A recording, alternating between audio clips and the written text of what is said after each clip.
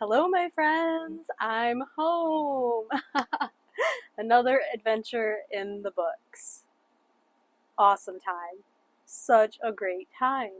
I'm so happy that despite all the misadventure and the change of plans and not really having a plan, I'm so glad that it worked out so beautifully, and I'm so glad that things happened the way that they did. Truly.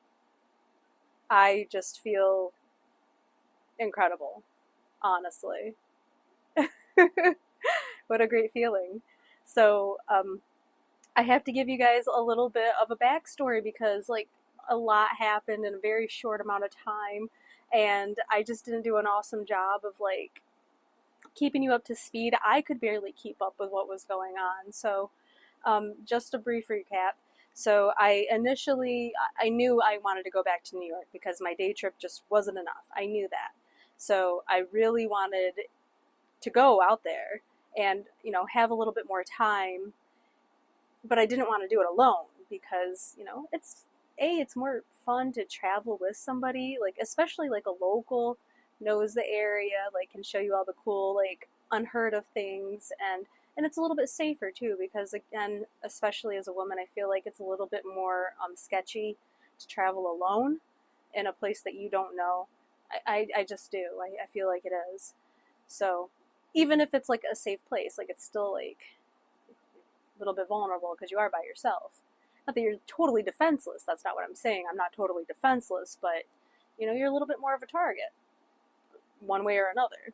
So really wanted to have someone to go with me, and then of course, like, be cool to meet people. I'm big on human connection, and then potentially meet the love of my life. Who freaking knows?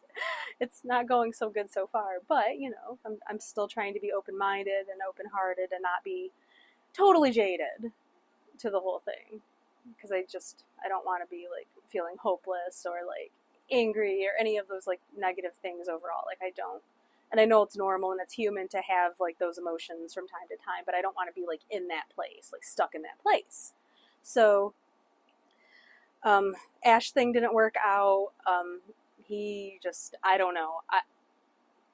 The way that he got skeeved out about the whole background check idea, which maybe, again, like maybe that's totally insane. I don't know, guys. Like, my coworker, he just insisted on doing it for me. It's not something I asked for. The people I'm around really care about me and they just want to make sure I'm going to be safe. So, not that that's really going to protect you because, like, serial killers have squeaky clean records. So, like, doesn't necessarily mean anything, but, like, just maybe a tiny bit of peace of mind of some sort. So he got really skeeved out and was just going back and forth on some things, would say one thing and then would say another thing, and like just contradicting himself and just kind of wishy-washy. And the way that he behaved, like blocking me right away and then unblocking me and messaging me later to be like, oh, I'm thinking about you. And I'm just like, no, like, I barely know you and you're already like in the drama. Like, I'm good.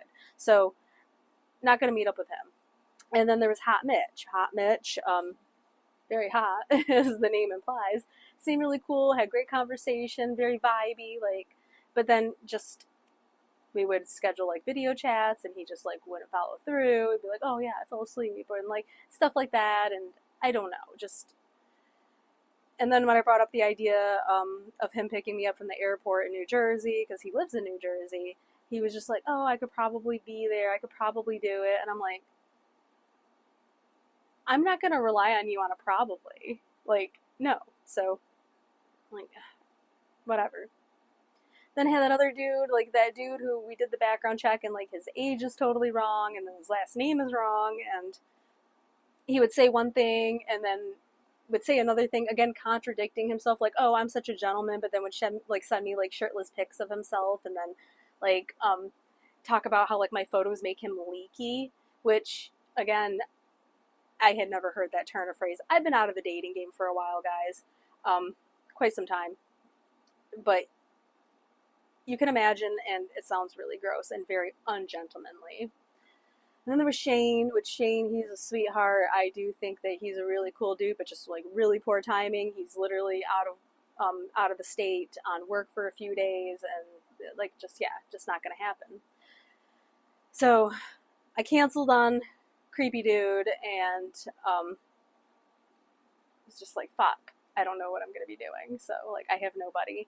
Contacted Audie because I'm like a little bit freaking out, and all these dudes like fucking suck. Like they just suck. Like overall, like not bad people, but like just either they suck or like the circumstance sucks. Like I don't know. So I contacted Audie, and Audie was basically like, I don't ever want to hear from you again. He didn't literally say that, but like he said some pretty like harsh things, honest or not. But like how me contacting him gives him anxiety, and like he doesn't see anything with me, and I was just like, I don't understand. I honestly don't. Like I get it, and like also like, but how did this all transpire? Like, you know, like holding my hand, you're singing to me, like you're feeding me desserts, like we're having great conversation. Like I don't know. He took it there, you know. So I don't understand, but whatever. It is what it is. But yeah, he wasn't gonna meet with me. He doesn't want to see me. Nothing. So I'm actually kind of sad about it. I really am. But whatever. So don't have him. And I just chatted with this guy who liked my profile. Again, Dylan, I showed you him. We talked about him. He builds robots. He's a super smart guy, really fun. Does like RC cars that go like 70 miles per hour. He does have a YouTube, a Money Pit Productions, I think it's called. I'll have to double check that. But yeah, like he's got a lot of cool toys, and he's super skillful. He was so kind. Like he's from New Hampshire again. He's not from New York at all. He's in Brooklyn on business for like a handful of days, and he's only been to the city a handful of times. He doesn't know it real well, but like he was so kind to like right after work, literally right after work, like came all the way to me. It took him like 30-40 minutes to get to me. Um, Met me at my hotel, went around town with me, got pizza, we got some soju, had some fun conversation, and he's a really cool guy. He invited me to New Hampshire to check out his super cool house where he's got like an adult tree house and like jet skis and like guns and all sorts of like really fun stuff. So I thought that was awesome. Never been to New Hampshire. I think it sounds like a great time. So that is probably going to be very soon, as far as one of my next trips go, because why not? You know, cool dude. So again, I would definitely feel like a friendship kind of vibe with it, which I think is totally fine. So yeah, cool guy for sure. Stand up gentleman, respectful, great listener, great conversationalist. Yeah, nice time. Yeah, so we'll get into Saturday here. I'm gonna end this here. We'll be right back.